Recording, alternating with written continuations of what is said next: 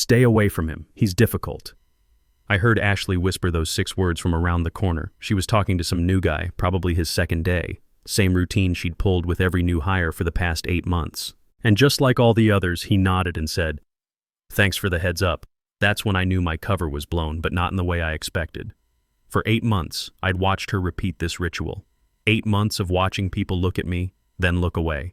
8 months of being the guy nobody wanted to know. The words weren't sharp, like a knife. They were slow like poison, spreading through every conversation I'd never be part of, every project I'd never be invited to join, every moment of belonging I'd never experience. And the worst part? I let it happen. I had to let it happen because what they didn't know could either save them or destroy them. And I was the only one who could decide which. My name is Kevin Walsh. I'm 49 years old, and I've spent the last 15 years studying something most people don't think about until it's too late. What happens when good organizations slowly rot from the inside? Not the textbook stuff they teach in business school, the real deal. The kind that shows you exactly how decent leaders turn toxic when they're scared, and how companies poison themselves one small decision at a time. I've talked to thousands of workers, janitors, middle managers, CEOs, you name it, and I keep seeing the same patterns. They show up in every industry, every company, every place where people gather to get work done. 4 years before any of this mess started, I wrote a book about those patterns. Wasn't supposed to be a big deal. Just wanted to document what I'd learned during 12 years as a Marine officer and 3 years digging into this stuff afterward. But companies started picking it up. Leadership programs built entire courses around it. HR departments began using it when they investigated workplace problems. Suddenly, my name meant something in professional circles. Here's the thing, though. When I got married, I took my wife's last name. Not because I'm some progressive guy breaking tradition, but because it gave me something valuable. I could disappear, walk into any workplace, and nobody would connect me to that book, to those interviews, to the guy who'd spent over a decade documenting how organizations screw over their own people. So when I decided to write a second book, I knew exactly what I had to do. Get inside a typical company, not as some hotshot consultant, not as an outside observer, but as just another employee, someone forgettable. Someone who could see everything without changing anything by being there. I found Pinnacle Solutions Group, mid-size consulting firm handling compliance and strategic planning for various industries. Nothing fancy, nothing terrible, just ordinary. The kind of place where most people spend their careers without anything dramatic happening. I applied for senior compliance analyst. Basic stuff, but necessary. The kind of work that gets you access to every crack in a company's foundation. During my interview, I met with the CEO first, Scott Richardson, guy in his late 50s who'd built the company from 12 employees to nearly 200. He got what I wanted to do immediately. Research, observation, documentation. Approved it on the spot with one catch. I'd tell my direct manager, and only my direct manager. She'd know who I really was and help make my work possible. He introduced me to Ashley Porter, the woman who'd be supervising my day-to-day work. Mid-40s, looked professional, had this smile that seemed genuine until you spent too much time looking at it. I explained my project right there in Scott's office with him sitting next to us. She nodded like she was totally on board. "Your secret's safe with me," she said. "This'll be valuable research for everyone." I shook her hand, thanked her. Started the job 2 weeks later, excited about what I might discover. First week went fine. People introduced themselves, showed me the ropes, asked if I wanted to grab coffee. I felt welcomed, like maybe this would be easier than I thought. But week 2, something changed. Conversations stopped when I walked up. People who'd been friendly suddenly got busy whenever I had questions. The group chat that had been active went dead every time I opened it. At first I figured I'd messed up somehow, said something wrong, done something inappropriate. I went through every interaction in my head, looking for the moment I'd blown it. But there was no moment, just this slow realization that I was getting erased from the social side of the workplace. And I couldn't figure out why. Month 3, I got my answer. I was in the break room earlier than usual when 2 new hires walked in talking. They didn't notice me at first. "Did Ashley talk to you about Kevin?" one asked. The other nodded. "Yeah," she said to watch out. Said Kevin doesn't work well with others, causes problems. They spotted me then. Conversation died instantly. Grabbed their drinks and bolted. I stood there holding my reheated lunch, understanding hitting me like ice water. Ashley wasn't keeping my secret, she was using it. She'd figured out that having a workplace leadership expert in her department was dangerous. I could see everything she did wrong, every shortcut, every violation, every time she chose convenience over doing things right. so she'd done the smartest thing possible, cut me off completely. If nobody trusted me, nobody would listen to me. And if nobody listened to me, nothing I saw would matter. The isolation wasn't random, it was strategic. Ashley gave me every task that showed me problems without giving me any power to fix them. I ended up handling all the sensitive client complaints, the ones where clients threatened lawsuits or to blast us on social media. I got stuck processing confidential employee reports about harassment, discrimination, safety violations. I reviewed financial discrepancies that other departments flagged, seeing exactly where money went missing or got misallocated. Every single assignment was a window into something broken. And every single assignment was mine alone. Nobody worked with me, nobody checked my work, nobody asked what I thought. I was seeing everything and controlling nothing. The weekly team meetings became their own special kind of hell. Ashley would spend 30 minutes praising everyone's contributions. She'd highlight projects, celebrate wins, acknowledge effort. Everyone except me. When she handed out new assignments, she'd give them to people with half my experience right in front of me, explaining why each person was perfect for the work. High-profile clients went to someone who'd been there 3 months. Complex analysis went to someone who'd never done it before. Strategic planning went to someone who openly admitted he was making it up as he went along. And I sat there keeping my mouth shut because speaking up would only prove what everyone had been told, that I was difficult, that I caused problems, that I didn't play well with others. "Don't take it personally," a coworker named Lauren told me one afternoon. We were both washing our hands in the bathroom at the same time. One of those accidental moments when you can't avoid someone. Ashley warned us you don't collaborate easily. It's not about you as a person. It's just your work style. She said it like she was trying to help, like she figured I didn't know what people were saying. I dried my hands and thanked her because what else could I do? Tell her the truth? Explain that I'd literally written the book on collaborative leadership? That would sound crazy, defensive, exactly like someone difficult would sound. So I kept working, kept watching, kept taking notes. Because here's what Ashley didn't understand about research. Sometimes isolation gives you the best view. When you're not part of the social dynamics, you see them more clearly. When people forget you're there, they stop putting on a show. They show you who they really are. And what I saw day after day was a company slowly poisoning itself with small violations that nobody thought mattered. A manager who changed client contracts without documenting it. A team lead who approved expenses that clearly broke policy. A supervisor who ignored safety reports because dealing with them was inconvenient. None of it was dramatic. None of it was evil. It was just careless. Careless in ways that would eventually hurt real people. I documented everything. Not because I wanted to destroy anyone, but because patterns only become visible when you track them over time.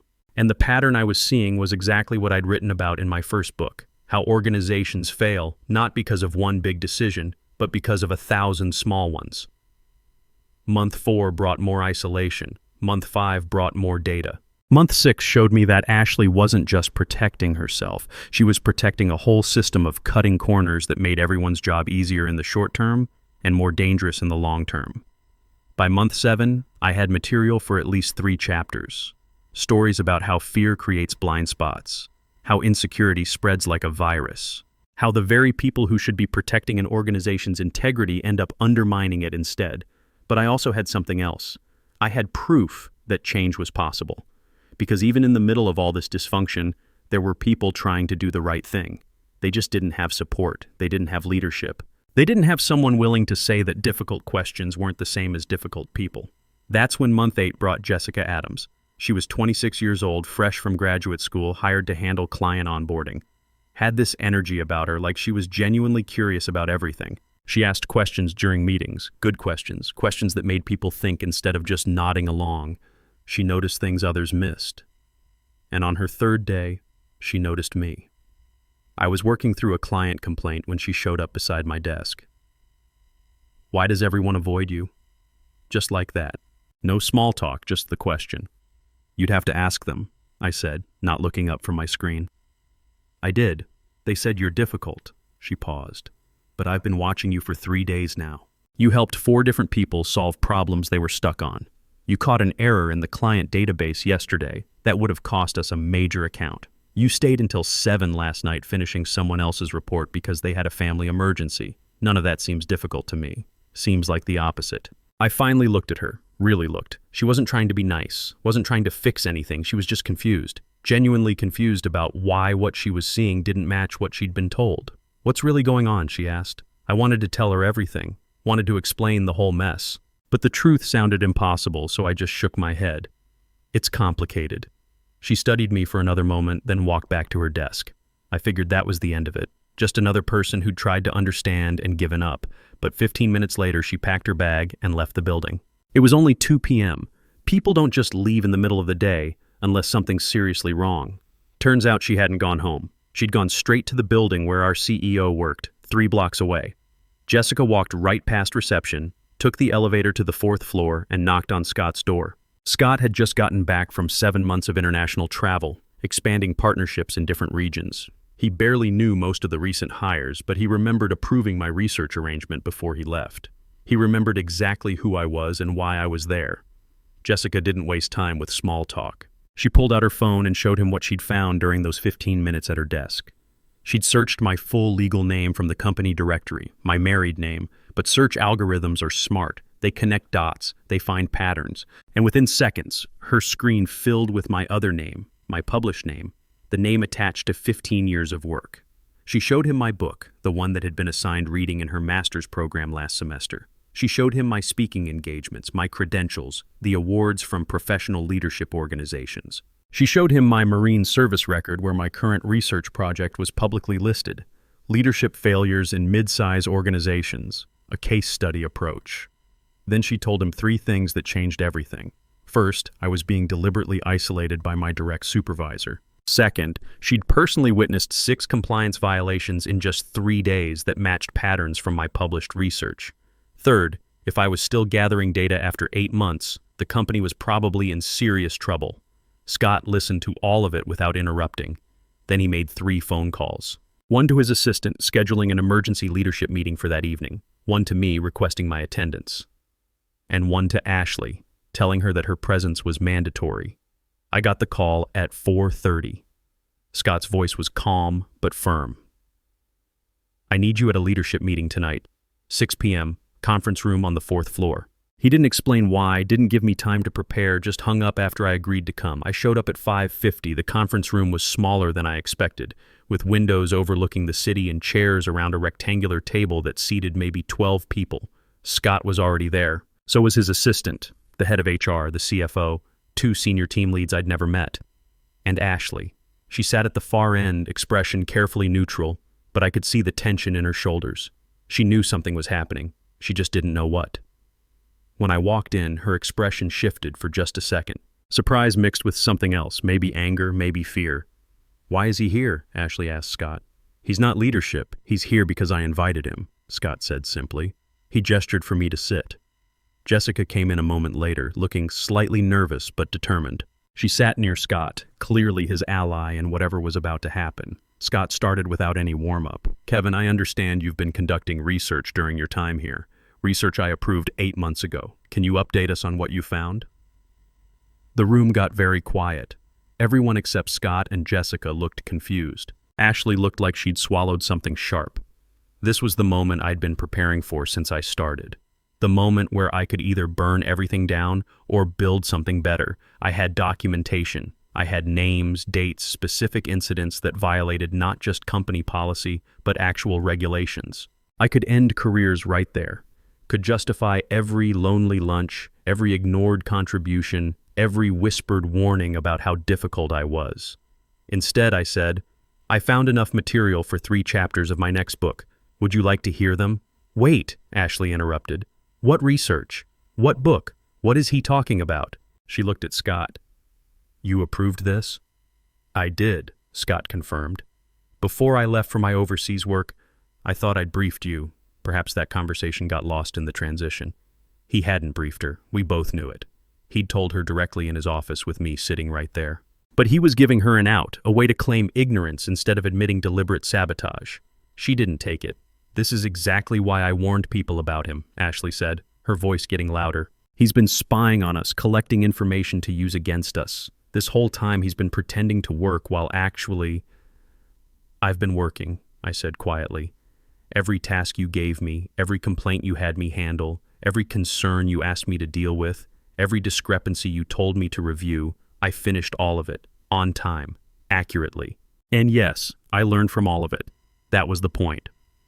The point, Ashley said slowly, was to trap us, to document our mistakes so you could expose us.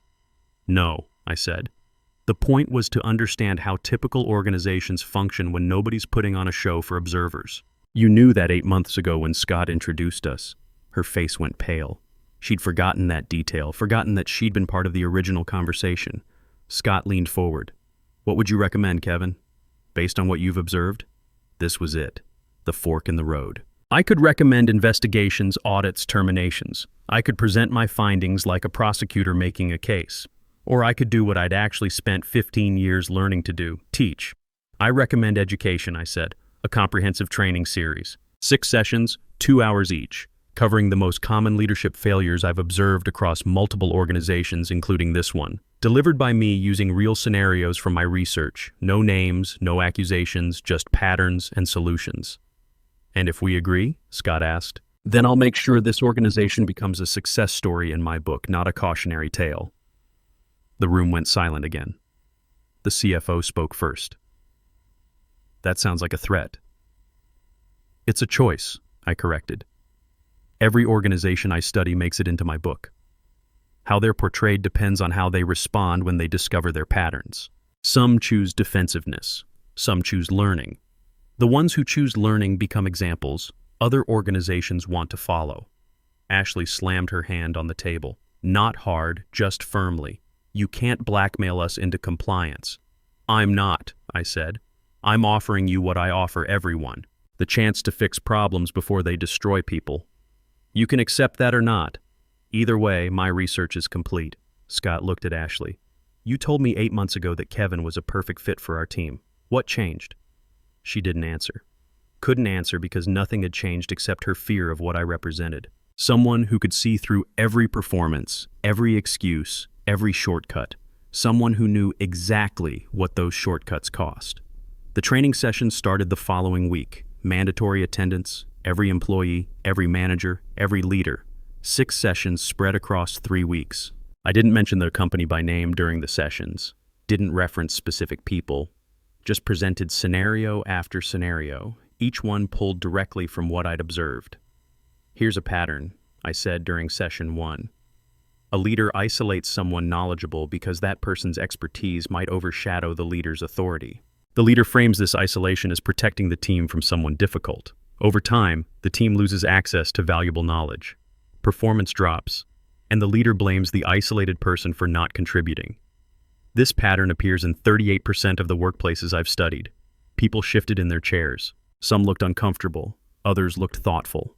A few glanced at Ashley. She sat in the back, arms folded, expression blank. Session 2 focused on complaint handling. Organizations often assign complaint processing to trustworthy people, then ignore those complaints because leadership assumes if they were serious, the trustworthy person would escalate.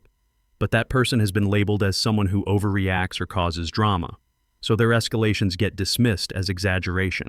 Meanwhile, legitimate problems grow until they explode. This pattern appears in 62% of the workplaces I've studied. After that session, 3 people approached me privately.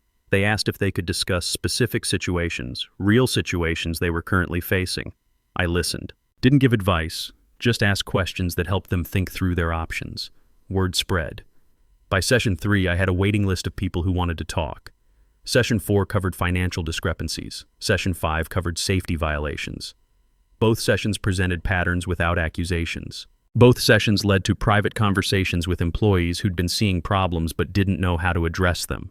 And through it all, Ashley sat in the back, getting smaller. Session 6 was different. Scott attended personally, sitting in the front. The entire leadership team came. I'd saved the most important pattern for last. Here's the pattern that underlies all the others, I said. A leader who deliberately suppresses talent to protect their position eventually creates a culture where talented people leave, performance drops, and the organization fails. This isn't about intention. Most leaders who do this believe they're protecting the team from disruption. They believe they're maintaining stability, but what they're actually doing is preventing growth. And organizations that don't grow eventually die. This pattern appears in 79% of failed organizations I've studied. I paused. Let that number sit. 79%. Not a small sample, not an outlier. Nearly 4 out of 5. The question, I continued, isn't whether a leader intended harm. The question is whether the organization will learn from the pattern before it's too late. Because talent leaves. It always leaves. The only question is whether it leaves quietly or loudly. Ashley stood up in the back. Everyone turned to look at her. She didn't say anything, just gathered her materials and walked out. The session continued without her. We finished the final scenario. People asked questions. Real questions about how to recognize these patterns in themselves, how to change, how to build cultures where these patterns couldn't take root. The next morning, Ashley submitted her resignation, effective immediately. No farewell email, no goodbye tour, just a brief letter to Scott stating she was pursuing other opportunities. Nobody demanded it, nobody forced it. She just finally understood that staying meant being the unspoken subject of every future conversation about what not to do. Scott offered me her position. Department manager, full authority, significant raise. I declined. My research was complete. I had everything I needed for the book. Taking her job would have felt like revenge, and revenge was never the point. But I did accept a different role, permanent organizational development advisor, part-time, remote, enough involvement to ensure the changes stuck. Not so much that I became part of the system I was studying. The changes were immediate and measurable. Within 6 weeks, employee satisfaction scores jumped 23%. Client complaint resolution time dropped by 40%. 3 major safety issues that had been ignored for months got addressed and fixed. Jessica was promoted to team lead within a month. She demonstrated something rare, the courage to ask questions when everyone else accepted answers. She transformed the department in ways Ashley never could. She instituted weekly knowledge-sharing sessions where anyone could present what they were learning. She created transparent project assignments where everyone could see who was doing what and why. She built exactly the kind of collaborative environment that makes research like mine unnecessary. Other departments started requesting similar training. Scott approved it. Over the next 4 months, I delivered modified versions of those 6 sessions to every team in the organization. Each time, patterns emerged. Each time, people recognized themselves and chose to change. Not because they were forced to, because they understood the cost of staying the same. The results spoke for themselves. Employee retention improved 34%. Revenue per employee increased 18%. The company landed 2 major new clients specifically because of their reputation for ethical practices and transparent communication. My book publishes next month. Chapter 7 features this organization not as a failure, not as a villain, but as proof that organizations can choose learning over defensiveness. As evidence that patterns can be broken when people decide truth matters more than comfort. I used real scenarios from my 8 months there. Real patterns, real solutions, but no names, no identifying details, just the story of how one organization looked at itself honestly and chose to become better. Last week, I visited the office for a quarterly check-in. People greeted me by name, asked about my research, told me about problems they'd solved using frameworks from the training. Jessica pulled me aside to share something that made the entire 8 months worth it. "We hired someone new," she said. And on their first day, I sent a message to the whole team. I told them, "Questions are always welcome here, especially the difficult ones." She paused. "That came from you, from watching you sit alone for months asking difficult questions nobody wanted to hear. Thank you for teaching us that difficult doesn't mean wrong." I think about those 6 words often. Stay away from him. He's difficult. Ashley meant them as a warning, as a way to protect herself from accountability. But in the end, they became something else entirely. They became proof that the most important voices are often the ones people try hardest to silence. And sometimes the most valuable work happens in isolation, where truth doesn't have to perform for comfort, where difficult questions can finally get the answers they deserve.